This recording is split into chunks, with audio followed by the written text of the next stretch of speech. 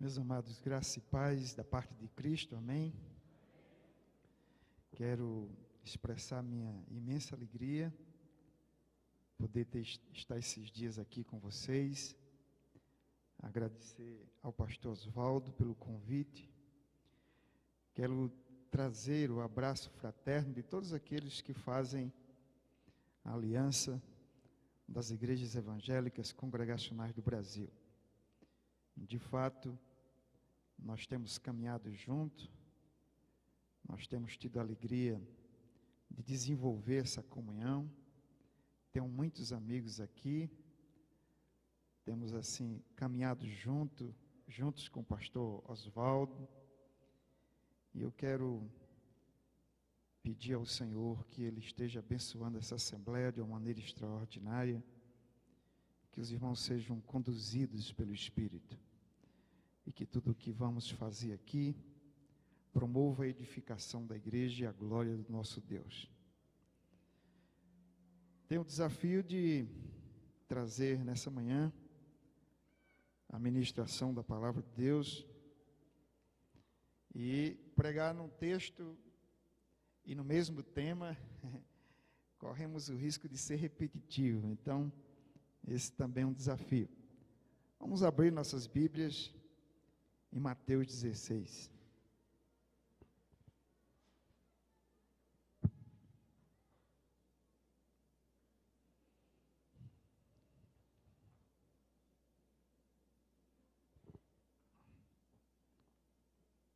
Vamos ler do verso 13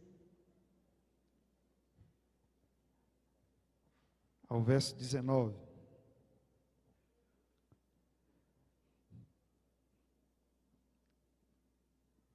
Tendo chegado às regiões de Cesareia de Filipe, Jesus perguntou aos discípulos: quem os homens dizem ser o Filho do Homem? Eles responderam: alguns dizem que é João Batista, outros Elias, outros Jeremias, ou alguns dos profetas. E Jesus lhes perguntou: mas vós, quem dizeis que eu sou? Respondendo Simão Pedro, disse: tu és o Cristo, o Filho do Deus vivo. E Jesus lhe disse: Simão Barjonas, tu és bem-aventurado, pois não foi carne e sangue quem te revelaram isso, mas meu Pai que está no céu. E disse, e te digo ainda, que tu és Pedro, e sobre esta pedra edificarei a minha igreja, e as portas do inferno não prevalecerão contra ela. Eu te darei as chaves do reino dos céus. O que ligares na terra, terá sido ligado no céu, e o que desligares na terra, terá sido desligado no céu. Amém. Que o Senhor aplique a sua palavra em nossos corações. Meus queridos, a história da igreja se confunde com a história dos grandes embates de ordem teológica e doutrinária. A igreja de Deus teve sempre que militar contra os falsos ensinos que ameaçavam ou que ameaçam a sua missão, a sua identidade, a sua espiritualidade. Se não vejamos, no primeiro século, a igreja teve que militar contra as tendências judaizantes e gnósticas que pairavam sobre a igreja e que, portanto, ameaçavam transformar o cristianismo numa mera sucursal, ora do judaísmo, ora do gnosticismo. Nos séculos 3 e 4, a grande ameaça de caráter mais específico é contra a cristologia. Quem cria que Jesus era Deus, normalmente tinha dificuldade de enxergá-lo como humano. E quem o via como humano, não admitia que ele fosse Deus.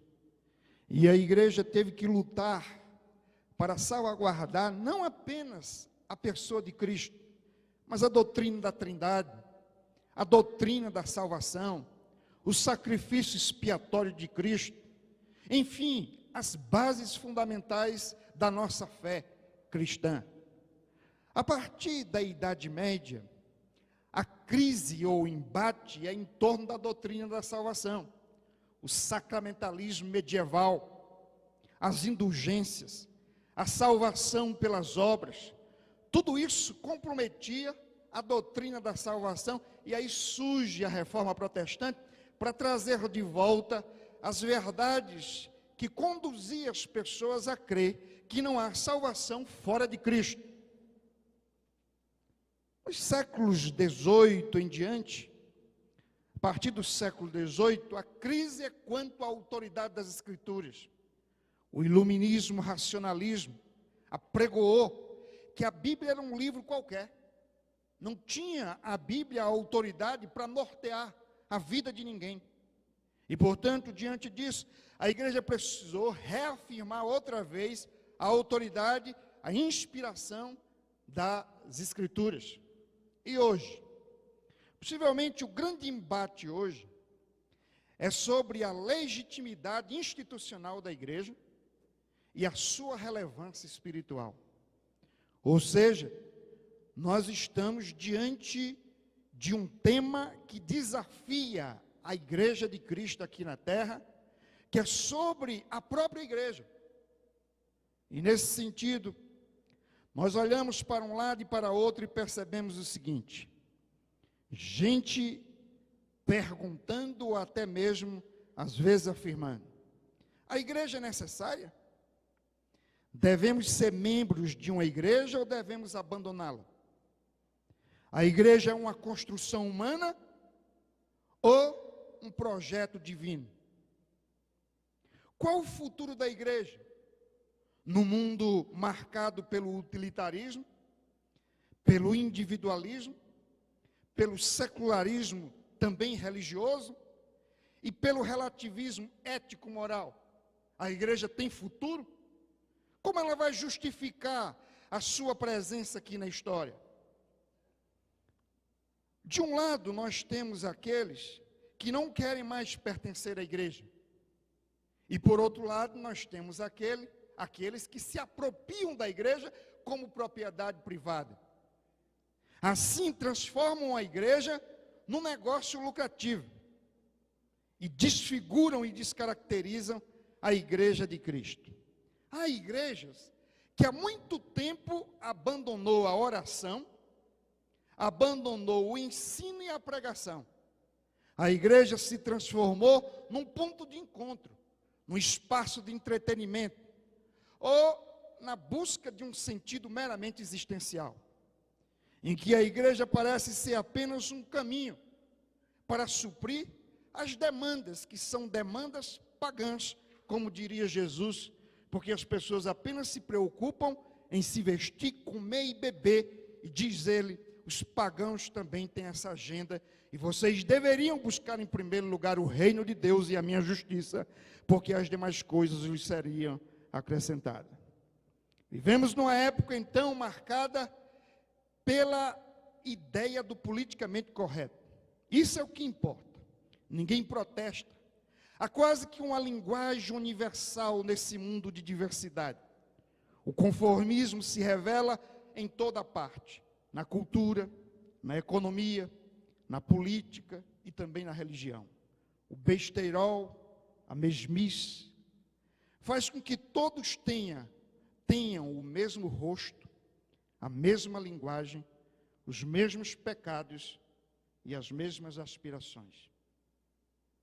Ser igreja hoje é ser desafiado a pensar diferente, a não se conformar com o seu tempo, mas a ser instrumento de Deus para transformar as estruturas que estão aí. No texto que lemos aqui, Jesus está a caminho de Cesareia de Filipe, caminhando com os discípulos.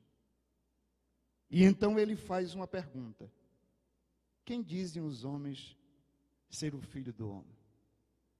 A resposta é confusa. Há uma diversidade de pensamentos. Uns dizem que tu és João Batista, Elias, Jeremias ou qualquer um. Não importa. Em seguida, Jesus se dirige aos discípulos. Estabelece um contraponto. E vocês, quem dizem que eu sou? Ah, tu és o Cristo, o Filho do Deus vivo. Ah, não foste vós que disseste isso.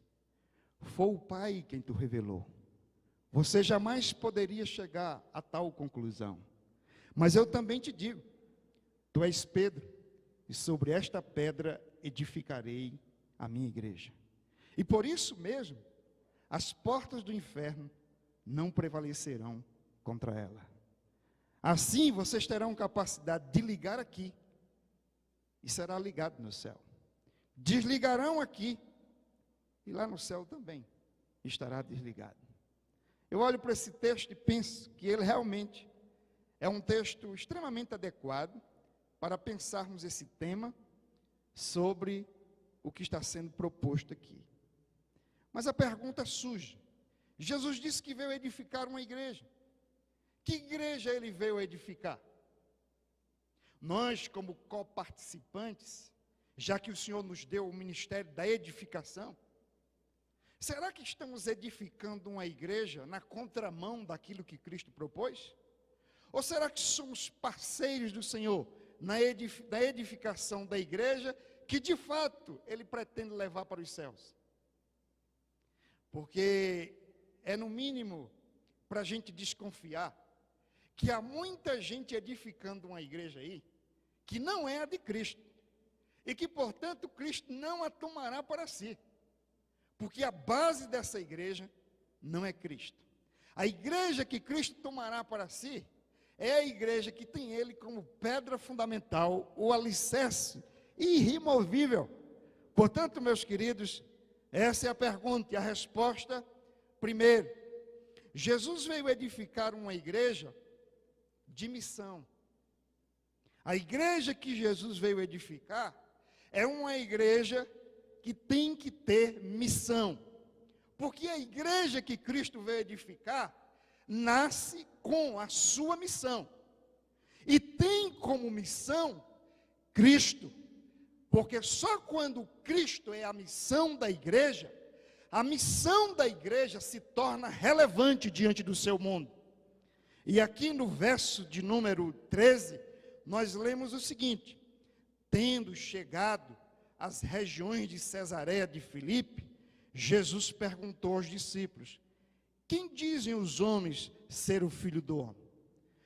Acho extremamente sugestivo que o debate sobre quem é Cristo e a declaração primeira que sai dos lábios de Jesus sobre a sua missão e o seu propósito de edificar uma igreja aqui, tenha se dado a 40 quilômetros do norte da Galileia, a caminho das terras de Cesareia de Filipe, terra de gentio. O que era a Galileia? Terra de excluídos, terra de oprimidos. O que era Cesareia de Filipe, senão terra de gentios? Então, o Cristo que veio ao mundo não declara que veio edificar uma igreja, não necessariamente dentro de uma sinagoga, no meio dos religiosos de Jerusalém, num fórum de teologia, ou, diríamos, num desses congressos de crescimento e gerenciamento de igreja. Também não veio fazer essa declaração no presbitério dos presbiterianos, na convenção dos batistas, nem na Assembleia da União, nem no Concílio da Aliança. Ele fez essa declaração exatamente enquanto ele está indo, porque enquanto ele está indo que a igreja está acontecendo. Missão é isso. Enquanto Cristo está indo, pecadores são alcançados. Enquanto Cristo está indo, os demônios estão sendo expulsos, vidas estão sendo libertas. Enquanto Cristo está indo, o evangelho do reino está sendo pregado. Enquanto Cristo está indo, A luz está brilhando no meio das trevas. O véu está sendo tirado diante dos olhos das pessoas e o reino de Deus é chegado entre vós. Enquanto Cristo está indo, fronteiras estão sendo rompidas e ultrapassadas. Percebam aqui que Jesus está indo para Galileia, terra onde ninguém vai. Os fariseus não vão, os escribas não vão, os doutores da lei não vão, mas ele vai, porque isso é a missão dele. E portanto, ele ultrapassa as fronteiras, chega na Cesareia de Filipe, e é lá que ele diz: edificarei a minha igreja, mostrando naturalmente qual é a missão e a vocação da igreja: romper fronteiras, chegar onde ninguém chegou. Porque uma igreja que não serve para chegar onde não chegou, ela normalmente não justifica porque está onde está. Ela não justifica, porque a igreja começa em Jerusalém, mas ela não justifica sua presença na história permanecendo em Jerusalém. Tem que ir para a Judéia, tem que ir para Samaria e tem que ir para os confins da terra. E assim ela se perpetua na história e diz que, a exemplo do seu Senhor, não há fronteira que pare essa igreja, porque ela foi vocacionada por Deus para viver a missão. Amém? E assim, meus queridos, nós olhamos para esse texto e percebemos que a missão da igreja, guardada as devidas proporções messiânicas, ela não pode ser diferente da missão de Jesus. Jesus disse: assim como o Pai me enviou, eu vos envio a vós outros. Recebei o meu Espírito Santo. Por isso ele derramou o Espírito no dia de Pentecoste, para que a igreja estivesse apta a dar continuidade à sua missão aqui na terra. E a missão da igreja é pregar o Evangelho de Cristo.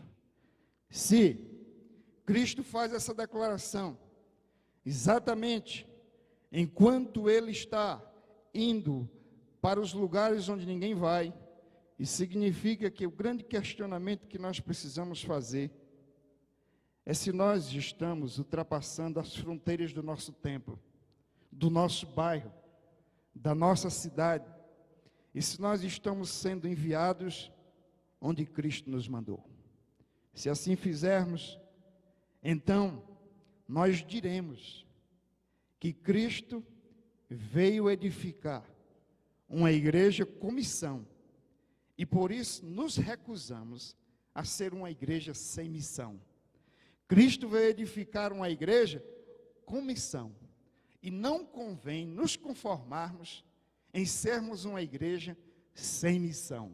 Não há nada mais contraditório do que uma igreja que nega a sua missão, porque se ela é o resultado de uma missão, ela vive para essa missão, e a missão é que Cristo seja conhecido, que Cristo seja proclamado, que Cristo seja anunciado, que Cristo seja Senhor e Salvador daqueles que ainda não o conhecem, para a glória do Deus Pai.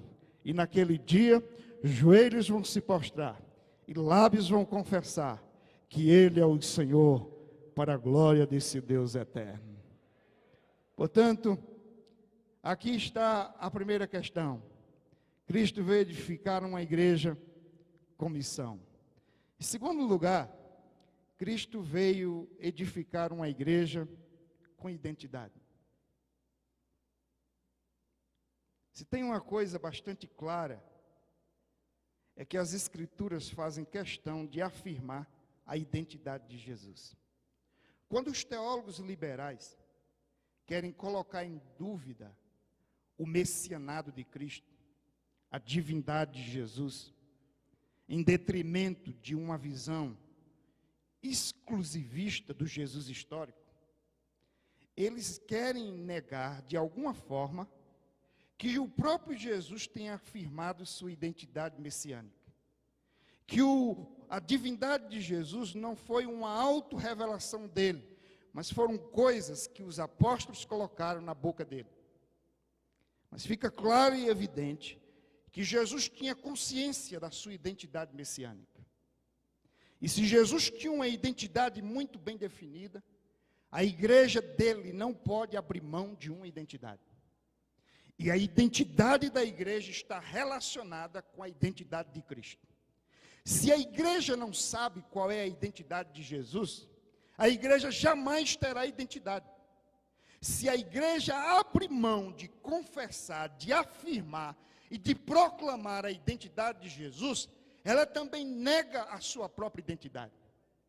E isso está aqui no verso 16. Respondeu Simão Pedro: Tu és o Cristo, o Filho do Deus vivo. Sabe o que é que me chama a atenção aqui nesse texto?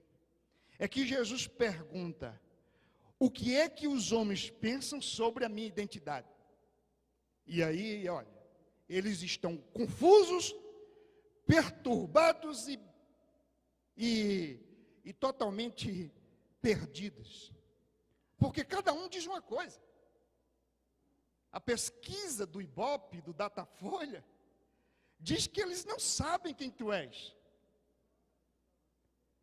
Vocês percebem que Jesus não faz nenhum comentário? Sabe por quê? Jesus não espera que as multidões saibam quem ele é. E ele não se surpreende com o fato de que as pessoas tenham muitos pensamentos extraordinários sobre ele.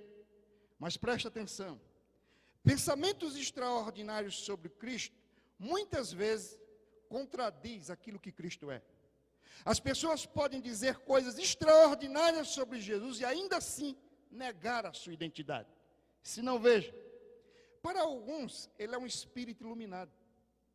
Para outros ele é um provedor de casamento, carro de luxo, casa e coisas do tipo. Para outros ele é apenas o filho de Maria. Para outros ele é um grande profeta. Agora, na literatura, ele é um grande líder, ele é um psicólogo. Para outros, ele é um grande administrador, um grande gerenciador humano. Para outros, um grande profeta. Aqui, o ressuscitado. Os espíritas diriam, o reencarnado. Para a religião islâmica, alguém um pouco menor do que Maomé. Para os judeus, um profeta, mas não na estatura de Moisés. E para nós, quem ele é?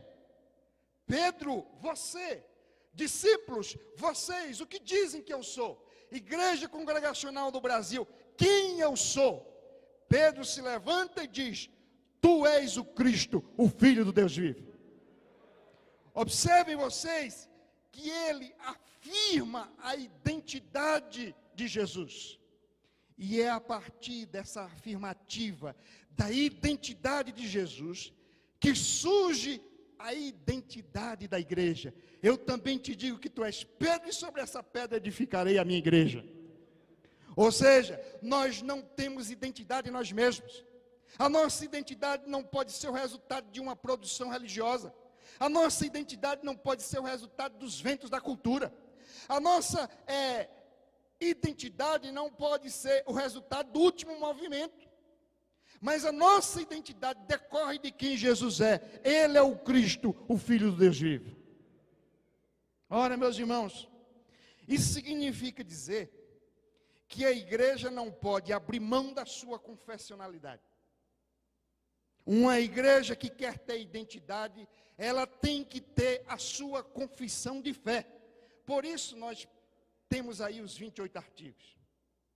E nesses 28 artigos, nós, de maneira muito sintética, estamos dizendo o que cremos. E aqui nesse caso, o preponderante é que reafirmemos quem é Cristo para essa geração. Estamos deixando de afirmar que Cristo ainda salva. No passado, os judeus tinham dificuldade de acreditar que Jesus podia fazer milagre. Aliás, eles até criam que Jesus podia fazer milagre, mas não cria que ele salvava. Hoje é a mesma coisa. As pessoas até creem que Ele pode fazer um milagre, mas já não creem que Ele tem o poder para salvar. E a grande mensagem que nós temos para essa geração é que há um Senhor que é Salvador, que é Rei, que transcende a todas essas realidades humanas, culturais, políticas e econômicas. Portanto, a nossa mensagem não pode se reduzir a um contexto meramente cultural. Nós temos que ir além disso. E meus queridos,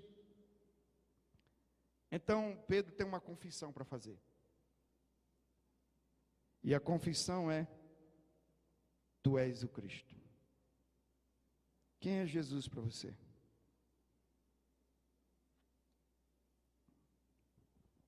É extremamente intrigante que muitas das músicas que nós cantemos nas igrejas falam de tudo, menos de Cristo.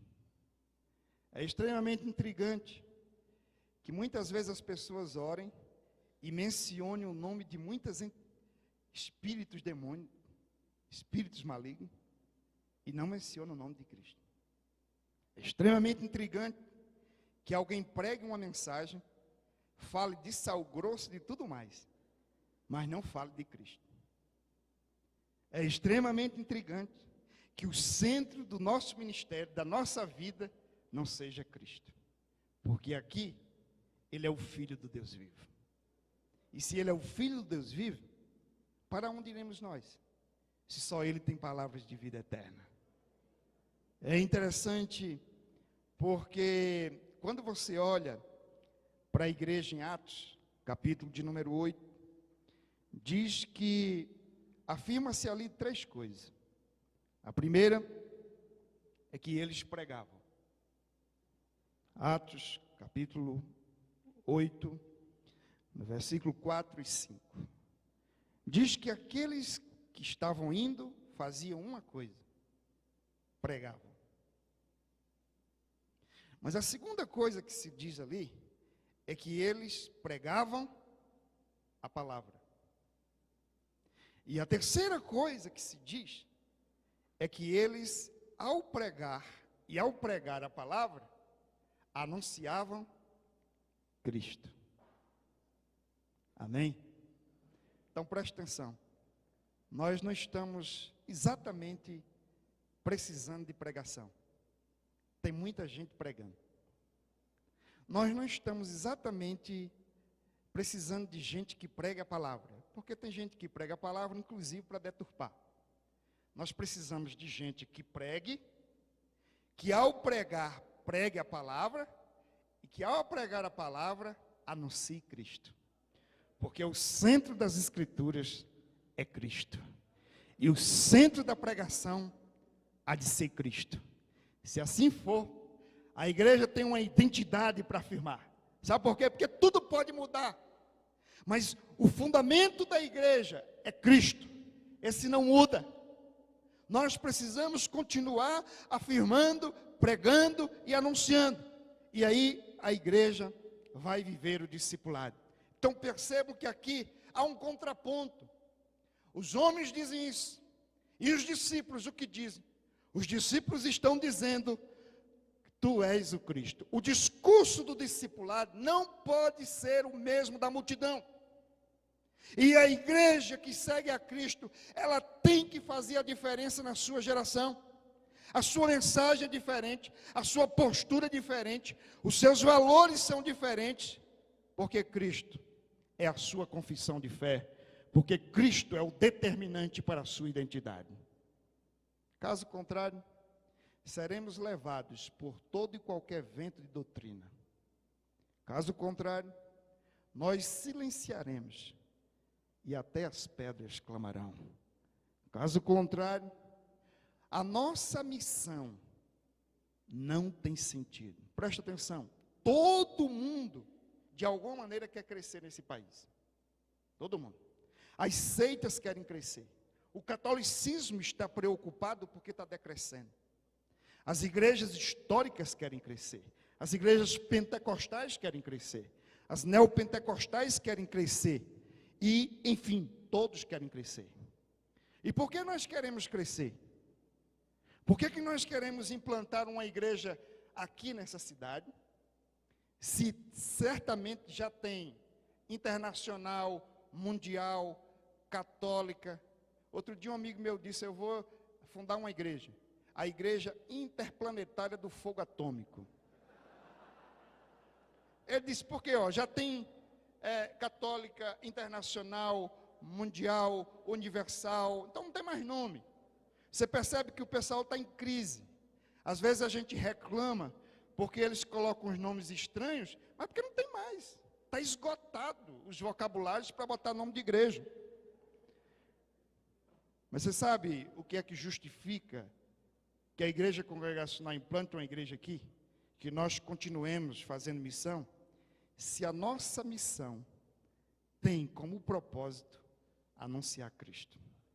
Sempre a obra missionária será justificada e terá motivo para existir se a missão da igreja tem como alvo pregar Cristo, para que Ele seja exaltado e glorificado, e para que pecadores sejam salvos, já que sem Ele não há salvação. Amém? Terceira verdade que nós encontramos é que Jesus veio edificar uma igreja com espiritualidade. Uma igreja com espiritualidade. E é interessante porque no verso 17 ele diz: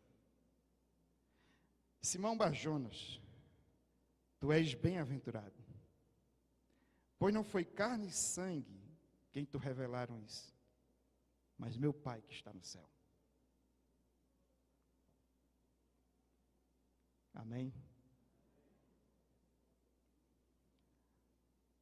Simão, realmente sua espiritualidade sobrepõe a da multidão. Eu poderia te dar um diploma de espiritualidade, porque olha só como é que você discursa: tu és o Cristo, o Filho do Deus vivo. Isso é discurso para fariseu nenhum botar defeito. Isso é que é espiritualidade. Você, Simão, tem todos os méritos. Mas antes que Simão pensasse isso, ele já disse: espiritualidade, que a espiritualidade não emana do homem. O mérito não é teu, foi o Pai quem te revelou. Cuidado para não se envaidecer, cuidado para não se orgulhar, Simão, porque o que tu tens não é teu, foi o Pai quem te deu. Foi Ele que rasgou o véu, e por isso você tem luz no entendimento. Por isso você pode abrir a boca hoje aqui e dizer que eu sou o Cristo. Foi o Pai quem te revelou, foi Ele quem descortinou tua visão. Meus queridos, a espiritualidade que vai fazer diferença nessa geração é a espiritualidade que emana da revelação. Foi o Pai quem te revelou. E quando estou falando de revelação, estou falando da revelação e não das revelações ou novas revelações. Então, aquilo que o Pai revelou para que os homens conheçam quem é o Cristo, está aqui. E é por isso que a verdadeira espiritualidade emana do Evangelho, surge do Evangelho. Na medida em que esse Evangelho se torna a vida da nossa vida, a espiritualidade brota e nós podemos afirmar que Ele é o Cristo, o Filho do Deus vivo. Ora, o que estamos dizendo é que não existe espiritualidade meritória. Eu conheci um exemplo do irmão, que ele estava muito esforçado para alcançar a espiritualidade, e ele jejuava e orava, e tentava ser o melhor possível na comunidade que ele estava. E um dia ele foi testemunhar e disse: irmãos, finalmente, hoje eu posso me orgulhar da minha espiritualidade. Alcancei o protótipo. Cheguei à estatura de varão perfeito. O que eu acho mais extraordinário no projeto de espiritualidade que Deus apresenta para nós é que em nenhum momento Ele apresenta alguma coisa inferior a Ele mesmo como nosso modelo. Sede santo, porque eu sou santo. Ou seja, isso é um modelo inatingível. É por isso que a vida cristã não pode ser estática. É por isso que ela não pode cair na religiosidade e no conformismo. Porque o modelo que a gente tem, por mais que a gente lute para chegar lá, a gente nunca vai chegar. Isso não deve tornar-nos frustrados e decepcionados, mas isso deve nos tornar cada dia mais desejosos, porque há sempre algo para a gente alcançar da parte de Deus. E assim, meus irmãos, o que estou dizendo é que quem é espiritual não sabe que é espiritual. Porque na medida que você se aproxima de Deus, a única conclusão que você tem é aquela que o pastor Oswaldo mencionou aqui ontem, do profeta Isaías. Todas as vezes que nos achegamos mais perto de Deus, nos damos conta o quão pecadores nós somos. Somente na medida em que nos distanciamos da luz, é que as nossas trevas, os nossos pecados se tornam imperceptíveis. Mas quando nos aproximamos dele, então os pecados vêm à tona, porque basta a sujeira menor aos nossos olhos, para que fique claro que ela é uma ofensa terrível contra Deus, uma transgressão profunda contra a sua santa lei, e que nós não deveríamos agir daquela forma. Ora, nesse sentido é que surge a vida piedosa, nesse sentido é que surge o anseio em querer mais de Deus. Acho extraordinário que quando Moisés desce do monte, depois de passar 40 dias com o Senhor, em jejum, na presença do Senhor, ouvindo o Senhor falar, duas coisas são interessantes ali.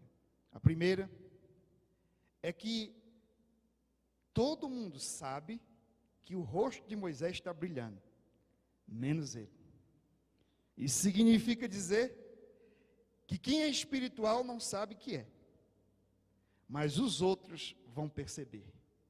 Se a sua espiritualidade só é percebida por você mesmo, ela não é espiritualidade, ela é orgulho espiritual. E então, quando ele sai dali, o rosto dele está brilhando, e as pessoas estão sentindo o impacto da espiritualidade. A segunda coisa é que ele, depois de estar com o Senhor, ele só quer uma coisa: falar daquilo que ele ouviu do Senhor. Falar daquilo que o Senhor lhe falou. A boca dele fala do que o coração está cheio. É interessante que no dia a dia, a gente fala com as pessoas sobre futebol, sobre política, sobre a vida do outro, menos sobre as coisas de Deus. Por quê? Porque parece que as coisas de Deus é só naquele repartimento religioso, que só tem espaço na nossa vida quando a gente está no espaço religioso e no horário religioso, que é o culto. Partiu dali, aquilo não faz parte da nossa vida. Não por acaso, a maioria dos crentes na segunda-feira não sabe nem sequer o tema nem o texto que o pastor pregou. Porque 5 minutos depois que ele sai do templo, ele fala de qualquer coisa, menos da mensagem que ele ouviu. Aquilo não é aplicável para a sua vida. Mas, meus irmãos, nós precisamos olhar para as Escrituras e compreender que o padrão de espiritualidade que o Senhor tem para nós não é uma proposta legalista, não é uma proposta libertina, não é uma proposta farisaica, mas é uma proposta de vida abundante, que emana do Evangelho. Pedro, foi o Pai quem te revelou. Por isso você chegou à condição espiritual de fazer confissão sincera e verdadeira sobre quem eu sou. Perceba que espiritualidade aí não separa-se da teologia. Isso é teologia. Tu és o Cristo, o Filho de Deus vivo. Estou falando isso porque enquanto existem os teólogos teóricos, cuja teologia não faz diferença nenhuma na sua vida, existem aqueles também que acham que teologia é um impedimento para a espiritualidade, assim como para a missão. Se a declaração de quem ele é se dá num contexto missionário, não num contexto teológico, por outro lado, a afirmação de quem ele é uma afirmação teológica. Então não podemos separar teologia de espiritualidade, teologia de missão, porque é a teologia que fundamenta a espiritualidade e que norteia a missão. Mas essa teologia não tem que ser uma teologia estéril, teórica, acadêmica. É a teologia bíblica, da verdade que liberta e que transforma pecadores. Amém? Ora, diante dessas três verdades, nós observamos que então a igreja, ela passa a ter relevância. Ela passa a ter relevância na terra, porque ela tem missão, e a sua missão tem o testemunho da sua identidade e tem o conteúdo dessa teologia, dessa espiritualidade. Diante disso, duas coisas precisam ser ditas e nós já estamos concluindo. A primeira é que essa igreja passa a ter autoridade diante do inferno. Edificarei a minha igreja a partir dessas bases: missão, identidade, espiritualidade.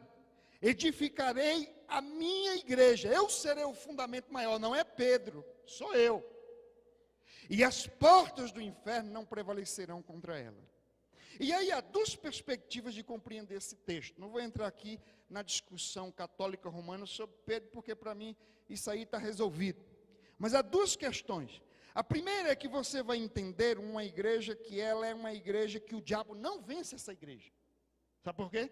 Porque todas as vezes que o diabo ataca essa igreja, ela sabe como se proteger, ela sabe como se preservar, ela se coloca aqui nas quatro paredes desse auditório, ela fecha ali os seus portões. O diabo então tenta entrar, mas não consegue. Aqui só tem gente espiritual, o diabo não entra. Você está entendendo? Não entra. É todo mundo santo. E aí o diabo fica lá fora, ele não consegue. Essa é uma visão.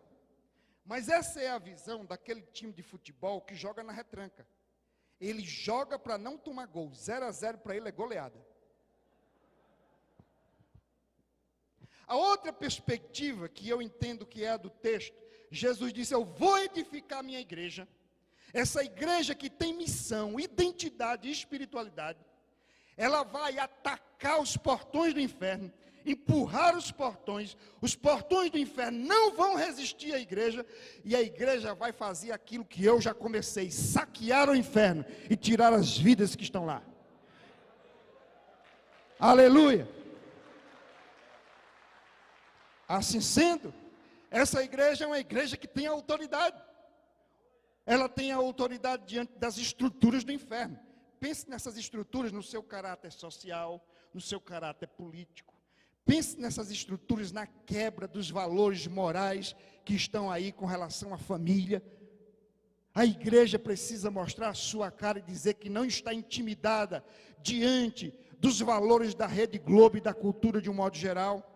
A igreja precisa mostrar a sua cara em 2014, não para vender votos, não para se vender a candidatos e transformar a igreja em curral eleitoral. A igreja precisa dizer que não concorda com as estruturas políticas que estão aí, sociais, culturais, econômicas, com a visão de educação desse país, e que a igreja tem valores, e ela vai prevalecer, ela vai colocar os portões do inferno, e o diabo não lhe toca, porque ela está revestida pelo sangue de Jesus. Quem nos condenará? É o Senhor quem nos justifica. Portanto, essa é a segunda visão. Uma igreja ousada, uma igreja intrépida, uma igreja que tem autoridade. Autoridade diante do inferno. Mas segundo, uma igreja que tem legitimidade diante do céu. O que ela faz aqui, o Senhor reconhece lá. Eu vou te dar chaves aqui diz respeito à autoridade, capacidade de fazer as coisas acontecerem. E aí você liga e está ligado. Como dizem os adolescentes, está ligado? Você liga e está ligado. E você desliga e está desligado. O que o Senhor está dizendo? Que essa igreja é tão boa, que quando ela faz alguma coisa aqui, ele se sente pressionado ou persuadido a simplesmente assinar embaixo.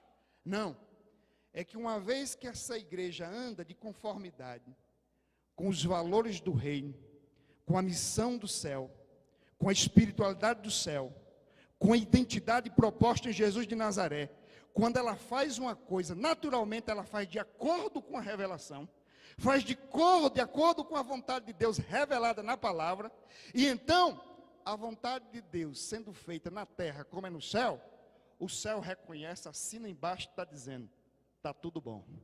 E quando essa igreja protesta, quando essa igreja diz, eu não aceito, eu não quero, então o Senhor diz, eu também não quero, porque a igreja não quer, porque eu não quero. Amém? Igreja em harmonia com o céu, é aquele que anda em harmonia com a palavra do Senhor.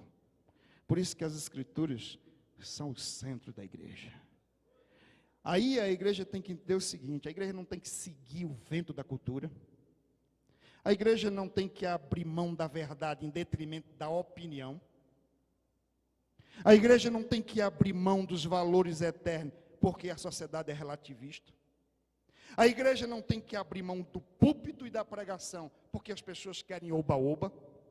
A igreja não tem que negociar a sua fé, porque a igreja sabe que a sua fé se alicerça no único objeto de fé verdadeira, o Cristo crucificado e ressurreto. E portanto essa igreja, ela sabe o que quer, e o que ela quer é o que Deus quer, porque a vontade de Deus para ela é boa, agradável e perfeita, independente da época. E aí, quando essa igreja ensina, ela tem autoridade para ensinar.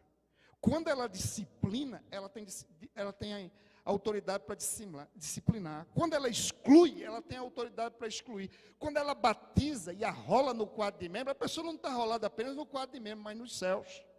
Por quê? Porque a igreja faz o que o Senhor mandou. Agora, quando alguém rejeita a igreja, o ensino da igreja, a disciplina da igreja, rejeita o Deus da igreja e vai se ver com Deus.